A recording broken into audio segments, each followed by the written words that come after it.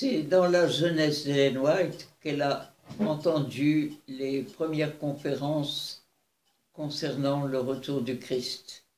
Et nous savons par des confidences et par des écrits concernant son enfance et son adolescence qu'elle était très inquiète sur son propre sort quand elle a su que Jésus reviendrait bientôt et qu'elle a beaucoup prié, qu'elle se sentait coupable de toutes sortes de péchés et elle se demandait de quel côté elle serait si Jésus revenait, etc. Mais évidemment, le Seigneur l'a rassurée pleinement et elle a pu progresser dans la connaissance du message. Elle a été l'auditrice de certaines conférences de William Miller et d'autres. Et vous savez sans doute que à son âge, quand elle avait 14 ou 15 ans, elle tricotait des chaussettes pour les vendre. Et avec cet argent, elle achetait des brochures qu'elle donnait à des marins qui partaient sur des bateaux qui allaient dans les pays lointains pour faire connaître ces vérités concernant le retour du Seigneur.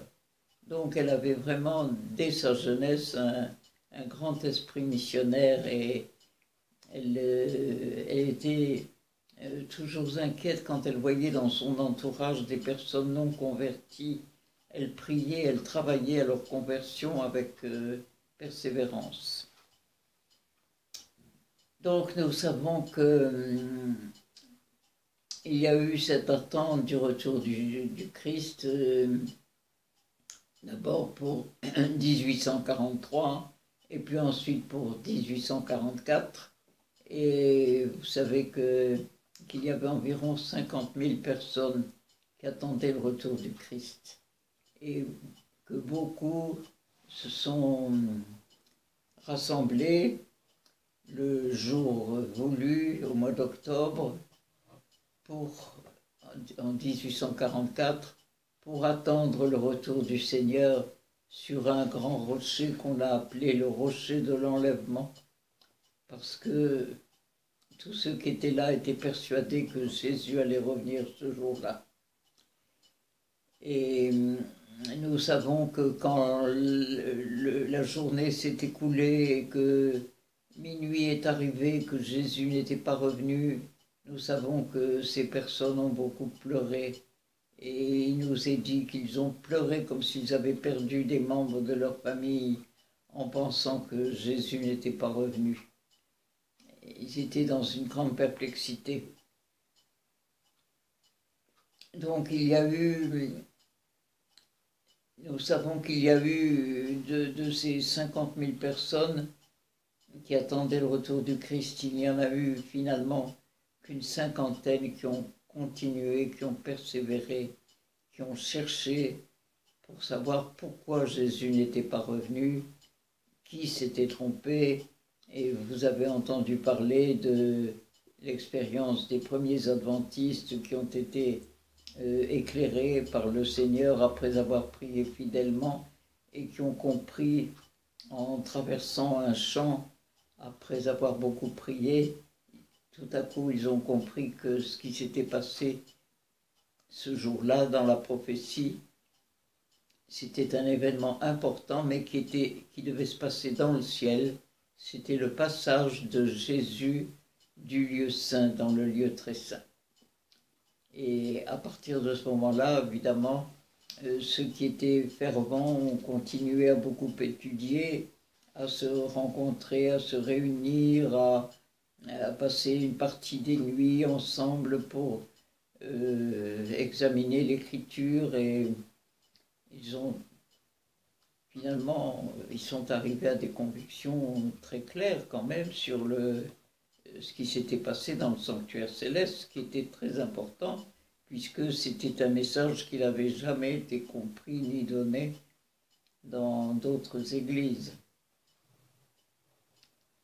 Mais cet intérêt, nous savons par les écrits d'Ellen White et d'autres que l'intérêt pour la cause de Dieu a rapidement diminué dans les années qui suivaient.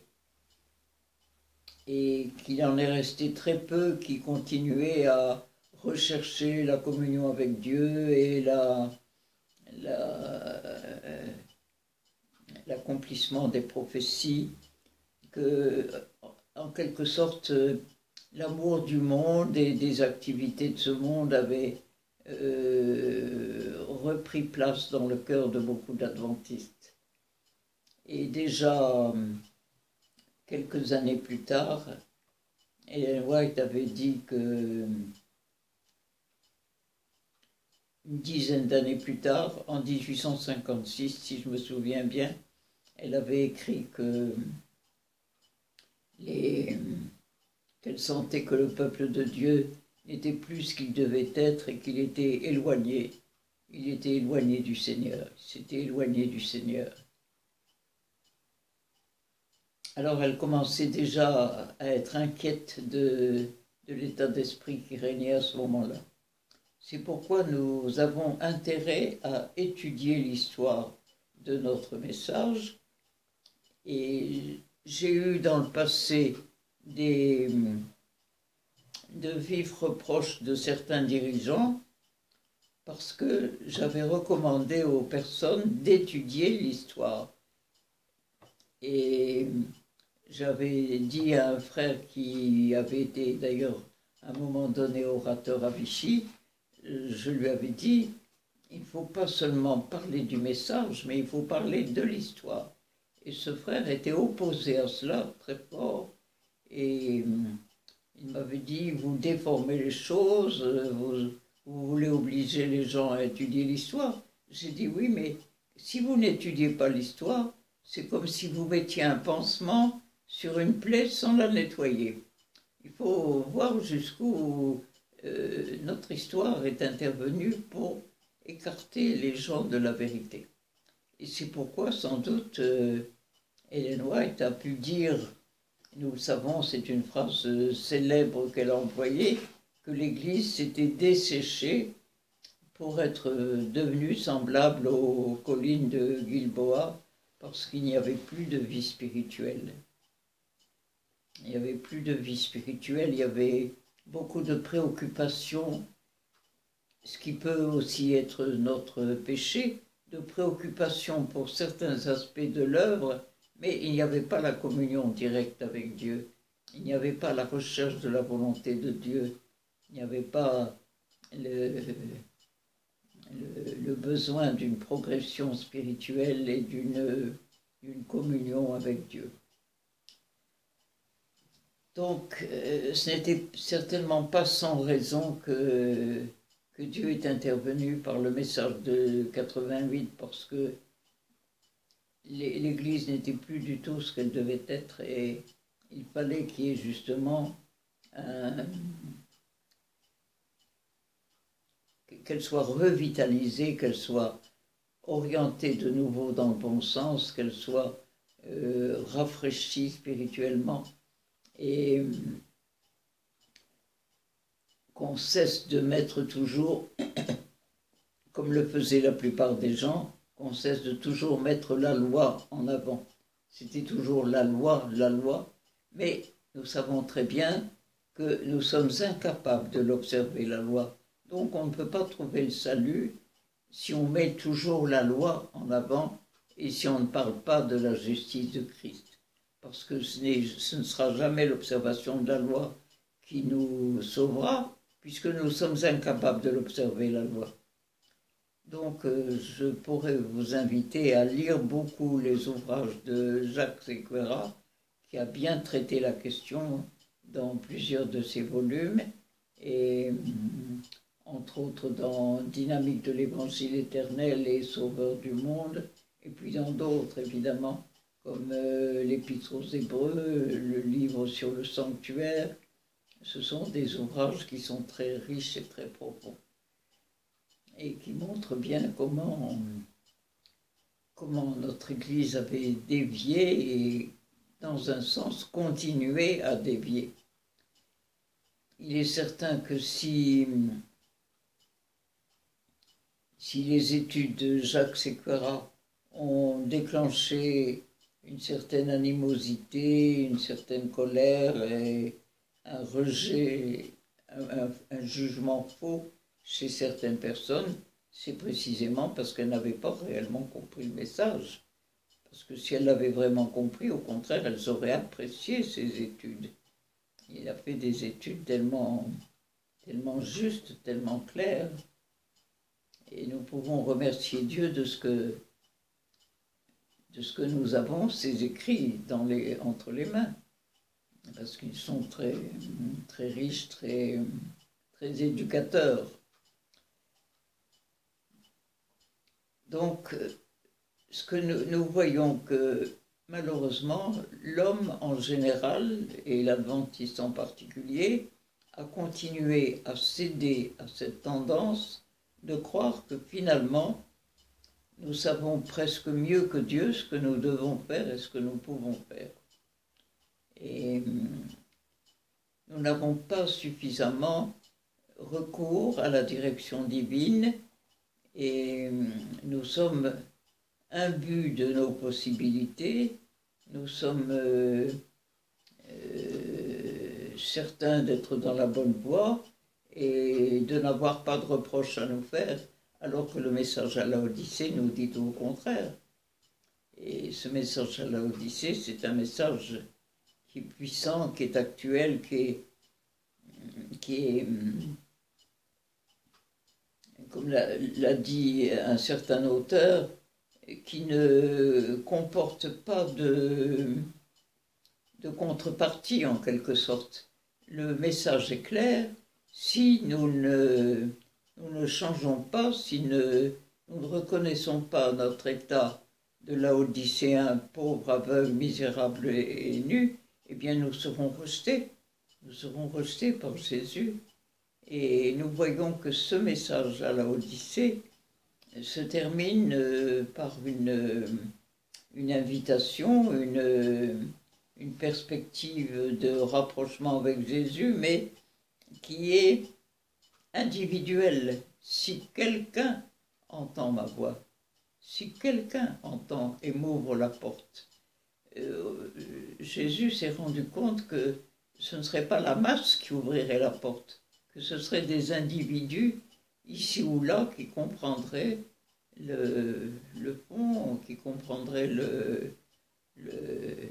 ce qu'était réellement la conversion au plein évangile annoncé par Jésus. Ce serait ceux-là seulement qui pourraient finalement pénétrer dans le royaume. Les autres ne pourront pas pénétrer. Il est certain que, comme le dit Ellen White dans Puissance de la grâce, elle dit que nul ne pourra pénétrer dans le royaume de Dieu sans avoir livré un grand combat, mais que l'essentiel de ce combat, c'est le combat contre soi-même, contre sa propre volonté. Il faut capituler de notre volonté devant la volonté de Dieu. Et cette capitulation n'est pas quelque chose de douloureux dans la mesure où nous comprenons l'amour de Dieu, où nous comprenons que ce que Dieu nous propose, je dis bien nous propose et non nous impose, que Dieu nous propose, eh bien c'est toujours pour notre bonheur, et que les commandements qu'il nous donne, ce ne sont pas des défenses, comme l'a dit Frère Wieland avec raison, ce sont des conseils pour notre bonheur. Donc, si nous les appliquons, ces commandements, eh bien, nous sommes heureux. Si nous les repoussons, nous ne pouvons pas être heureux.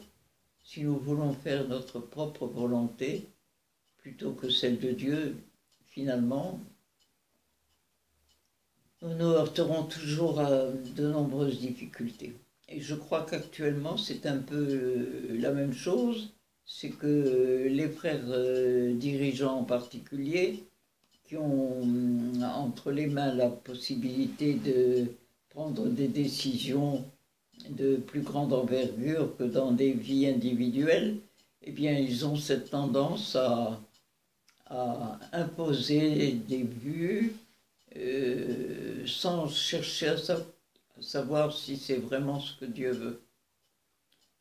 Et en ne laissant pas suffisamment à l'individu la possibilité de réfléchir par lui-même et d'accomplir la volonté de Dieu. Nous avons vu que du temps d'Ellen White déjà, elle s'est beaucoup élevée contre cette habitude de ce qu'elle appelait le kingly power, donc le pouvoir royal, qui était capté par certaines personnes et qui empêchait, qui limitait et parfois même qui enlevait complètement la liberté d'action à certaines personnes qui avaient des convictions personnelles très sérieuses sur des travaux qu'il fallait accomplir et sur la façon de les accomplir. Et souvent, ils n'ont pas pu le faire parce que les dirigeants s'y sont opposés. Donc, il n'est pas question évidemment d'entretenir une révolte contre les dirigeants, bien entendu, mais il est question de faire ce qu'Ellen White avait proposé en 1901 quand elle est rentrée d'Australie, c'est-à-dire de revoir notre façon d'organiser l'œuvre et de ne pas laisser tout le pouvoir entre les mains de 2 ou 3 personnes. Et elle avait obtenu la promesse qu'on changerait de manière d'agir, et malheureusement cette promesse n'a pas été tenue, nous le savons. Et en 1903, quand il y a eu une nouvelle conférence générale, eh bien, elle a été désolée de voir qu'on était retombé dans le même travers et qu'on continuait à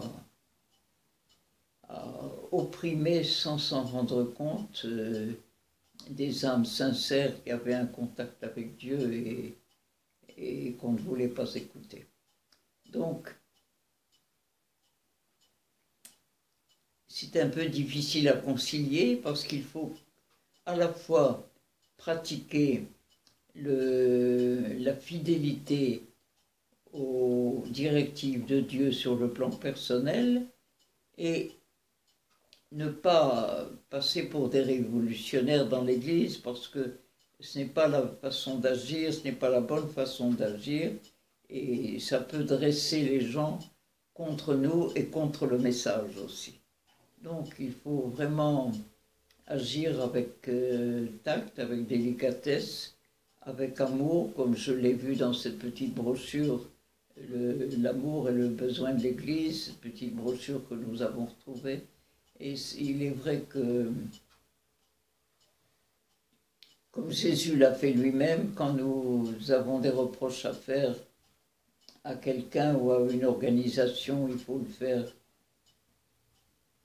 de la manière la plus charitable possible, la plus aimante possible, pour le bien de la personne et non pas pour sa condamnation, pour essayer de la ramener à une vue meilleure. Et ça a été toujours la préoccupation d'Ellen White.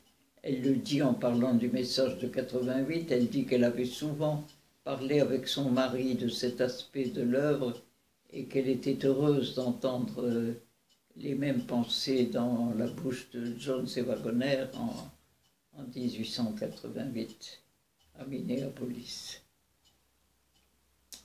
Donc, vous le savez, à Minneapolis, il n'y a pas eu de vote indiquant qu'il y ait un rejet de l'œuvre, un rejet du message, pardon, de la part de l'œuvre, mais néanmoins, il n'y a pas eu non plus cette acceptation, et il y a eu beaucoup de critiques, beaucoup d'ironie, beaucoup de désengagement, si l'on peut dire, de la part de certains, et qui ont fait beaucoup de tort. Néanmoins, Ellen White avait pu quand même prêcher pendant un certain temps en compagnie de John C. Waggoner dans certaines églises, dans certains congrès, mais la preuve qu'on n'était pas tellement content de son action, c'est quand même que la conférence générale lui a demandé de partir en Australie alors qu'elle était âgée et déjà bien fatiguée. Mais elle a dit dans sa biographie que tout en n'ayant pas eu de directive de la part de Dieu à ce sujet, elle a obéi à la conférence générale, montrant par là que même elle se sentait tenue de respecter l'ordre établi dans l'Église. Donc elle a obéi à la conférence générale, elle est partie en Australie, et finalement, ce qui pouvait sembler de la part de certains dirigeants une espèce de punition vis-à-vis d'elle, eh bien, n'a été qu'un bienfait, puisque là-bas, elle a pu faire des choses extraordinaires sur place en Australie, et puis elle a beaucoup rédigé, elle a fait un très bon travail malgré la maladie. Il faut remarquer que quand elle était en Australie, elle a écrit que seul son bras droit pouvait encore bouger, que tout son corps était rempli de rhumatisme, qu'elle n'arrivait plus à bouger. Et malgré tout, Dieu lui permettait d'écrire de nombreuses pages tous les jours. Donc elle a fait un bon travail étant là-bas en Australie. Et c'est là encore une fois, nous avons la preuve que Dieu se sert même des erreurs des hommes pour faire quelque chose de bien, pour permettre qu'il en sorte du bien. Mais cela n'empêche pas que pour l'instant, il y a quand même toujours une, je ne dirais pas une animosité, ce serait aller un peu trop loin, mais il y a quand même une opposition au message. Et cette opposition au message vient essentiellement de ce qui n'est pas connu, parce qu'on se déclare contre sans savoir ce qu'il contient. Et si on savait exactement ce que le message contient, on ne pourrait pas être contre, c'est impossible, parce qu'il est tellement généreux pour nous, ce message, il est tellement plein de la bonté, de l'amour de Dieu qu'on ne peut pas repousser un tel message, c'est impossible.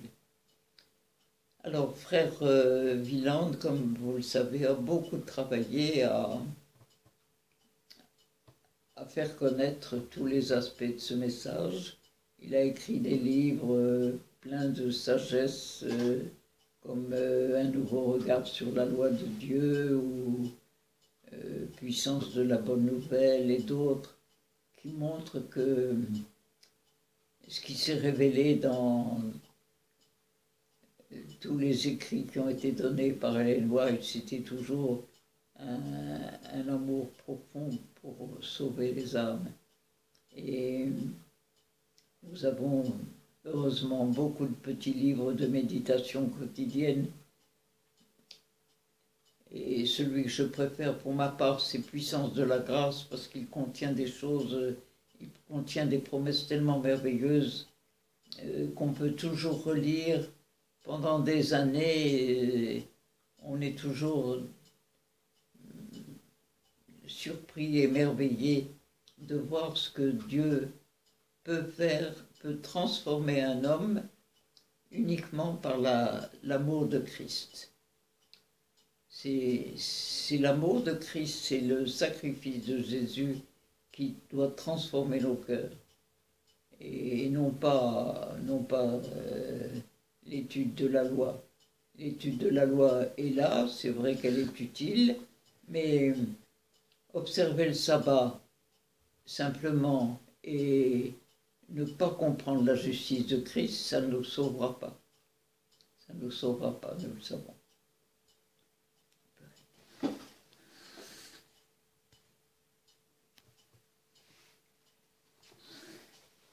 Lorsque nous faisions le travail pour Vérité Présente, pour l'association Vérité Présente qui diffusait les principes du message, nous avons eu l'occasion avec frère Short et frère Wieland de préparer un ouvrage qui s'appelle « Laisser parler l'histoire ». Et dans cet ouvrage, On a examiné plusieurs sujets qui ont été discutés en commun entre le comité de la conférence générale et le comité de 1888. Et j'oserais presque dire que le sujet principal a été celui de la nature du Christ. Et nous savons que toujours il y a eu énormément de conflits dans notre Église à ce sujet, sur la nature du Christ. Et bien entendu, les expériences qui ont été faites avec les protestants vers 1950-55 n'ont rien arrangé parce que nos dirigeants ont cru bon pour être mieux vus par les évangéliques d'abandonner certains points de doctrine très importants, ce qui a d'ailleurs provoqué beaucoup de chagrin pour ce frère Andréasen qui était professeur de théologie dans une école adventiste aux États-Unis, j'ai oublié le nom pour l'instant, mais qui avait écrit plusieurs ouvrages d'ailleurs que nous avions en anglais sur le sanctuaire, l'épître aux Hébreux et d'autres sujets qui sont spécifiquement adventistes et qui ont besoin d'être bien compris. Et la vue que nous avons concernant la nature du Christ est déterminante pour notre préparation. Malheureusement, nous savons que c'est un sujet sur lequel l'ennemi a beaucoup travaillé, et il y a eu aussi les livres de Desmond Ford. C'est Desmond Ford. Desmond Ford, oui. Un autre. Le roi Fromm. Le roi Fromm, oui. Qui a écrit des livres qui ont jeté la confusion. Et naturellement, il y a eu le livre Questions sur la doctrine qui a été vraiment négatif. Et le dommage, c'est que tout en étant négatif par